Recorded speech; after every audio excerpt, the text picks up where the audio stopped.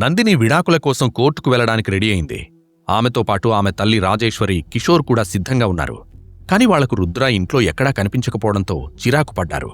ఈరోజు కోర్టుకు వెళ్లాలన్న విషయం అయ్యగారికి గుర్తుందో లేదో, ఇంత పొద్దున్నే ఎక్కడికి వెళ్ళిపోయాడు అని రుద్రను తిట్టుకుంటూ ఇల్లంతా వెతుకుతూ ఉంది రాజేశ్వరి.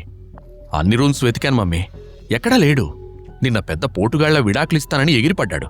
ఇప్పుడేమో ఎక్కడికో మాయమైపోయాడు. చెప్పాను కదా మమ్మీ, అతను ఒక మాట మీద నిలబడే రకం కాదు అని తిట్టుకుంది నందిని. డోంట్ వరీ బేబీ, కోర్టుకొస్తాళ్లే. నువ్వు ఎక్కువగా ఆలోచించి నీ మూడ్ పాడు చేసుకోకు. ఈరోజు మనం సెలబ్రేట్ చేసుకోవాల్సిన టైం. చిల్ యార్ అని నవ్వుతూ చెప్పాడు కిషోర్. దాంతో నందిని కూడా కిలకిలా నవ్వేసింది.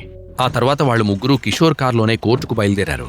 నిజానికి రుద్ర గురించి నందినికి ఏమాత్రం బాధలేదు. తొందరగా రుద్రను వదిలించుకుంటే చాలనేది ఆమె ఆశ. ఆ టైంలో రుద్ర మాత్రం ఎలాంటి హడావిడీ లేకుండా శివాలయంలో పూజలు చేస్తూ ఉన్నాడు. ఆ ఆలయం ప్రశాంతంగా ఉంది. అక్కడ ఏదో అద్భుతమైన దైవిక శక్తి ఉన్నట్టు అతనికి అనిపిస్తూంది. వేదమంత్రాలు ఒకవైపు వినిపిస్తూ ఉంటే భక్తులు గంటలు మ్రోగిస్తూ ఉన్నారు.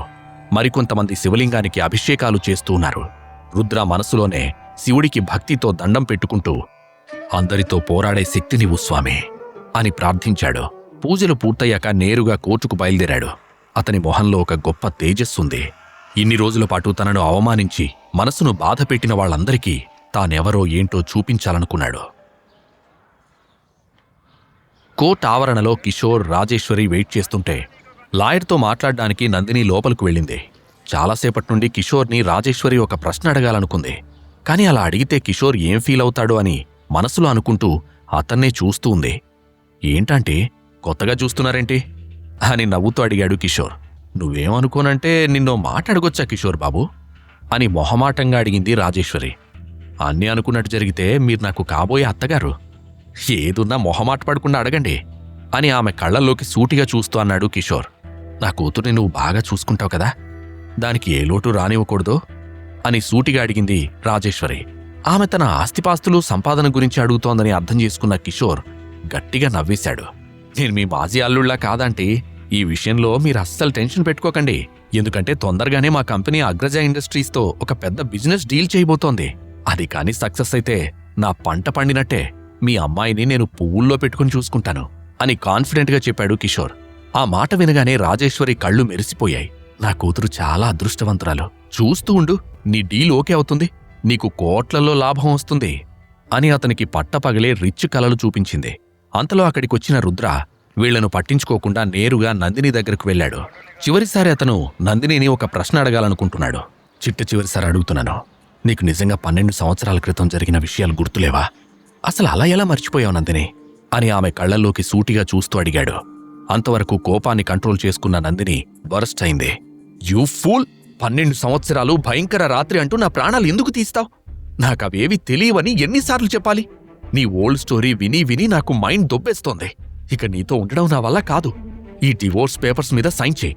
నీ మొహం చూడాలంటేనే నాకు అసహ్యంగా ఉంది అని అందరికీ వినిపించేలా గట్టిగా అరిచింది.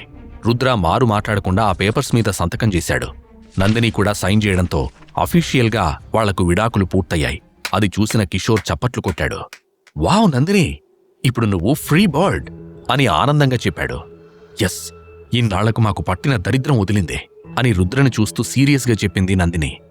రుద్రకి ఒక్క క్షణం కూడా అక్కడ ఉండాలని లేదు. వెంటనే అక్కడి నుండి బయటకు నడిచాడు. రుద్ర మెట్లు దిగుతూ ఉండగా అక్కడికి 20కి పైగా సూపర్ లగ్జరీ కార్లొచ్చి ఆగాయి. ఒకేసారి ఆ కార్ల తలుపులు తెరుచుకోగానే క్షణాల్లో వాటిలో నుండి బాడీగార్డ్స్ బయటకొచ్చారు.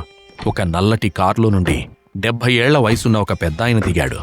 ఆయన కళ్లల్లో రాజసం ఉట్టిపడుతూంది. అతను తెల్లటి కుర్తా పైజామా వేసుకున్నాడు. ఆయన చేతిలో ఊతకర్ర కూడా ఎంతో ఖరీదైందిగా కనిపిస్తోంది. రుద్రని చూడగానే ఆయన సంతోషంతో పొంగిపోయాడు. రుద్రని తనివి తీరా గుండెలకి హత్తుకున్నాడు. మన రాజ్మహల్ నీకోసం ఎదురు చూస్తూ ఉంది. నువ్వక్కడికి ఎప్పుడొస్తున్నావు అని అడిగాడు రాజశేఖర్. ఆయనకు సమాధానం చెప్పకుండా రుద్ర ఆయన పాదాలకు నమస్కరించాడు. ఆ తర్వాత ఆయనతో పాటు కారులో కూర్చుని బంగ్లాకి బయలుదేరాడు. ఈ కాన్వాయ్ ముందుకు వెళుతూ ఉంటే ఇంతకుముందు కోర్టులో ఉన్న ఒక కార్ ఆ కాన్వాయ్ని అనుసరించడం మొదలుపెట్టింది. ఎన్నో అనుమానాలతో రుద్ర తిరిగి తన పాత ప్రపంచంలోకి వెళుతూ ఉన్నాడు. అతని కాన్వాయ్ హైదరాబాద్ నగరాన్ని వదిలి ముందుకు సాగుతూ ఉంది. అంతలో అతని ఫోన్ మోగింది. డిస్ప్లే మీద దినేష్ పేరు కనిపించగానే వెంటనే కాల్ లిఫ్ట్ చేశాడు రుద్ర. దినేష్ చెప్పిన మాటలు వినగానే అతని మొహంలో రంగులు మారిపోయాయి. డ్రైవర్, వెంటనే కార్ వెనక్కి తిప్పు, నేను అగ్రజ టవర్స్కి వెళ్ళాలి అని ఆర్డర్ వేశాడు రుద్ర. అది వినగానే రాజశేఖర్ కంగారు పడ్డాడు. ఏమైంది రుద్ర? నువ్వు నాతో పాటు రాజ్మహల్కి రావడం లేదా అని అడిగాడు. నేను వెంటనే కంపెనీ హెడ్ క్వార్టర్స్కి వెళ్ళాలి, మీరు నల్గొండ వెళ్ళండి, నా పని పూర్తయ్యాక నేను అక్కడికి వస్తాను అని చెప్పాడు రుద్ర. అతని మాటలకు రాజశేఖర్ చిన్నబుచ్చుకున్నాడు, కానీ అడ్డు చెప్పలేదు. దాంతో ఆ కాన్వాయ్ తిరిగి అగ్రజ ఇండస్ట్రీస్ వైపు బయలుదేరింది. కాసేపటికి ఆ కార్లన్నీ కంపెనీ బిల్డింగ్ ముందొచ్చాగాయి. రుద్ర వేగంగా లోపలికి పరుగులు తీశాడు. క్రితం రోజు తాను తిరిగి వచ్చినట్టు అందరికీ మెసేజ్ పంపించమని రుద్ర చెప్పిన తర్వాత ఏం జరిగిందో అతనికి తెలీదు. అతను దినేష్తో మాట్లాడి ఫోన్ పెట్టేసిన వెంటనే ఓల్డ్ సిటీలో ఉన్న ఒక సీక్రెట్ క్లబ్ బేస్మెంట్లో చాలామంది మీటింగ్ పెట్టుకున్నారు. అక్కడ ఎన్నో ఇల్లీగల్ యాక్టివిటీలు జరుగుతూనే ఉంటాయి. ఆ మీటింగ్లో ఎంతోమంది బిజినెస్ మెన్లు, హంతకులు, షార్ప్ షూటర్లు, అండర్వరల్డ్లో కొత్తగా చేరిన వాళ్ళు, ఇలా చాలామంది ఒక పెద్ద హాల్లో ఉన్నారు. మనం అందరం ఇక్కడ ఎందుకు మీటింగ్ పెట్టుకున్నామో మీకు ఇప్పటికే బాగా తెలిసే ఉంటుంది. మేజర్ రుద్రతేజ తిరిగొచ్చాడు కాబట్టి మనకి ఎన్ని గొడవలున్నా పక్కన పెట్టి అతన్ని స్వాగతించాలి. అతను మన కోసం ఏం చేశాడో మనం మర్చిపోకూడదు అని అక్కడున్న వారందరికంటే హుందాగా పెద్ద మనిషిలా ఉన్న ఒక వ్యక్తి చెప్పాడు. అతను వాళ్ళందరికీ సుప్రీం లీడర్. ఆ పెద్ద హాల్ మధ్యలో ఒక కాన్ఫరెన్స్ టేబుల్ ఉంది. ఆ రూమ్ చివర్లో ఒక బార్ ఉంది. అక్కడే తెల్లటి మీసాల వ్యక్తి కూర్చున్నాడు. కొత్తగా హత్యలు, దారుణాలు చేస్తున్న కిల్లర్స్ అందరూ కాన్ఫరెన్స్ టేబుల్ చుట్టూ నిలబడ్డారు. వాళ్ల శరీరాల మీద ఎన్నో టాటూలు, గాయాల గుర్తులు ఉన్నాయి. ఆ పెద్ద మనిషి చెప్పిన మాటలకు అందరూ టేబుల్ మీద కొడుతూ సపోర్ట్ చేస్తున్నారు. అయితే వారిలో ఈ మధ్యనే కొత్తగా చేరిన కిల్లర్స్ మైఖేల్, రంగాలు మాత్రం అయోమయంగా ఒకరి మొహాలొకరు చూసుకున్నారు. ఈ మేజర్ రుద్ర ఎవరు? అతని గురించి నీకేమైనా తెలుసా అని తన పక్కనే ఉన్న రంగాని అడిగాడు మైఖేల్. లేదు గురు, నేను కూడా ఈ ఫీల్డ్కి కొత్తగానే వచ్చాను కదా, నాకు తెలీదు అని చెప్పాడు రంగా. అక్కడ చూడు, బాబ్జీ అనున్నాడుగా, అతన్ని అడుగుదాం అని అన్నాడు మైఖేల్.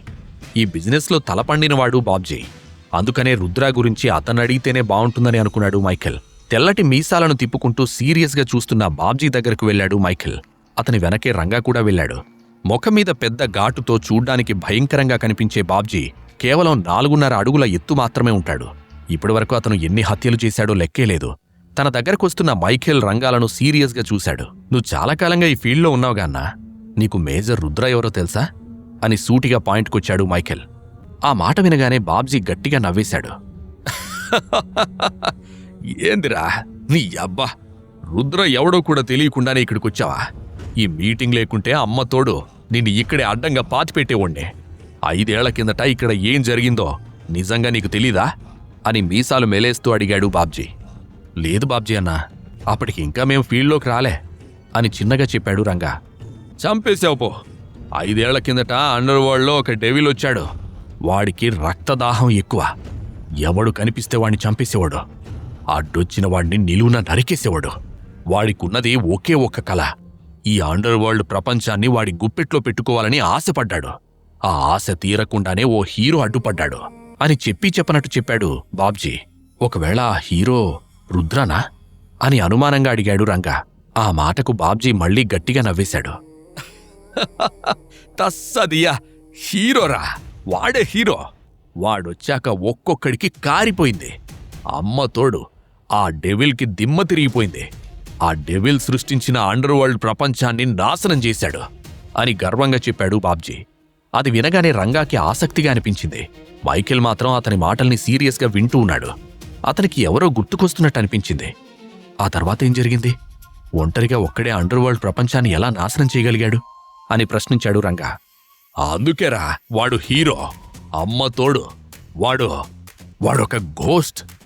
ఒక్క ఆయుధం లేకుండా ఒట్టి చేతులతోనే 735 మంది ప్రొఫెషనల్ కిల్లర్స్ని చంపేశాడు అని ఎంతో ఎమోషనల్ అవుతూ చెప్పాడు బాబ్జీ. మైఖేల్ మౌనంగా వింటున్నాడు. ఏంటి, అంతమందిని చంపి కూడా బతికే ఉన్నాడా అని ఆశ్చర్యపోతూ అడిగాడు రంగా. మగాడంటే ఆడరా. డెవిల్తో పాటు నేను కూడా కొంతమంది అమాయకులను చంపాను. మేజర్ నన్ను బాగా కొట్టాడు. నా ముఖం మీద ఉన్న ఈ గాయం కూడా అతను చేసిందే. కానీ ఆ రోజు నుండి నేను మేజర్కి లొంగిపోయాను. మాలాంటి చెడ్డవాళ్లకు కూడా అతను మంచి చేశాడు. ఇప్పటికీ నాకు తను బాగా గుర్తున్నాడు అని చెప్పాడు బాబ్జీ. అతని మాటలు వింటున్న మైఖేల్కి ఎన్నో అనుమానాలు కలుగుతున్నాయి. నీ మాటలు ఎలా నమ్మాలి? నువ్వు ఎప్పుడైనా అతన్ని చూసావా అని సీరియస్గా అడిగాడు. చేతిలో ఉన్న బీరు మొత్తం ఒక్క గుటకలో తాగేసిన బాబ్జీ, రే, సింహాన్ని గుర్తించడానికి దాన్ని చూడాల్సిన అవసరం లేదురా, ఒక్క గర్జన చాలు అని మత్తులో తూలుతూ చెప్పాడు. సరిగ్గా అదే సమయంలో బాబ్జీ ఫోన్ మోగింది. డిస్ప్లే మీద దినేష్ నంబర్ కనిపించగానే అతను ఫోన్ లిఫ్ట్ చేశాడు. దినేష్తో మాట్లాడిన తర్వాత అర్జున్ ఆ ఫోన్ తీసుకుని బాబ్జీకి వివరాలందించాడు. ఏం చేయాలో చెప్పండి సార్ అని సీరియస్గా అన్నాడు బాబ్జీ. నువ్వు ఒకణ్ణి మూడో కంటికి తెలియకుండా చంపాలి అని చెప్పాడు అర్జున్. లేదు సార్, నేనిలాంటి పనులు ఇప్పుడు చేయట్లేదు అని సూటిగా చెప్పాడు బాబ్జీ. ఆ మాటతో అర్జున్ నిరాశపడ్డాడు. కాని బాబ్జీని ఎలాగైనా ఒప్పించాలని 5 లక్షలు ఇస్తాను, నాకు వాడి శవం కావాలి అని సీరియస్గా చెప్పాడు. తస్సదియ్యా, డబ్బులెవరికి కావాలి, నేను మర్డర్లు చేయట్లేదని చెప్పాను కదా అని సీరియస్గా అన్నాడు బాబ్జీ. 10 లక్షలు ఇచ్చినా చేయవా అని ఆశ పెట్టాడు అర్జున్. నేను ఆ పనులన్నీ వదులుకున్నాను సాబ్ అని అంటూనే లేచి నిలబడ్డాడు బాబ్జీ. అతనిలో చిన్న ఆశ పుట్టింది. సరే, ఫైనల్గా 20 లక్షలు ఇస్తాను, వాణ్ణి చంపాల్సిందే అని చెప్పాడు అర్జున్. ఈ అవకాశాన్ని వదులుకుంటే మళ్ళీ ఇంత డబ్బు సంపాదించే ఛాన్స్ లేదని అనుకున్న బాబ్జీ ఇక వెంటనే ఒప్పుకున్నాడు. వాడి అడ్రస్సు, ఫోటో పంపించు, రేపటికల్లా వాడి శవం నీ ముందుంటుంది అని చెప్పాడు బాబ్జీ. వెంటనే అర్జున్, వాడు తాళ్ళూరి ఫ్యామిలీ అల్లుడు, నేను వాడి ఫోటో పంపిస్తాను అని చెప్పి కాల్ కట్ చేశాడు. ఇదంతా క్రితం రోజు జరిగిన విషయం. ప్రస్తుతమైతే మీటింగ్ రూంలోకి హడావిడిగా వెళ్లిన రుద్ర మనసులో జ్వాలాముఖి పేలడానికి సిద్ధంగా ఉంది. అతని కళ్లల్లో నిప్పులు కురుస్తున్నాయి. కోపాన్ని కంట్రోల్ చేసుకోలేక చేతిలో ఉన్న గ్లాస్ తీసుకుని ఎదురుగా ఉన్న ఒక పెద్ద టీవీ స్క్రీన్ మీదకు విసిరి కొట్టాడు. ఆ టీవీ ఫ్రేమ్ మొత్తం పగిలిపోయి నేలమీద చెల్లాచెదురుగా గాజు పెంకులు పడిపోయాయి. ఒక క్షణం ఆ రూంలో నిశ్శబ్దం నెలకొంది. అమ్మేశారా? తనను అమ్మేశారా? అది కూడా ఒక నైట్ క్లబ్లో? అడ్రస్ చెప్పు అని సీరియస్గా అరిచాడు రుద్ర. నగరానికి దూరంగా ఉన్న ఒక నైట్ క్లబ్లో చీకటి రూంలో ఒక అమ్మాయి బంధింపబడి ఉంది. ఆమె ప్రాణాలు అరచేతుల్లో పెట్టుకుని తనను కాపాడమని గట్టిగా అరుస్తూ ఉంది. ఆమె గొంతులో బాధ చాలా స్పష్టంగా వినిపిస్తోంది. ఇంతకీ ఆ అమ్మాయి ఎవరు? 12 ఏళ్ల క్రితం రుద్ర కాపాడిన అమ్మాయి ఈ అమ్మాయేనా? ఆమెను ఎవరమ్మారు? ఎందుకమ్మారు? ఈ ప్రశ్నలకు సమాధానాలు తెలుసుకోవాలంటే నెక్స్ట్ ఎపిసోడ్ వినాల్సిందే. క్రింద ఇచ్చిన లింక్ ని క్లిక్ చేసి పాకెట్ ఎఫ్ఎం యాప్ ని ఇన్స్టాల్ చేసుకోండి. Stay tune to pocket FM.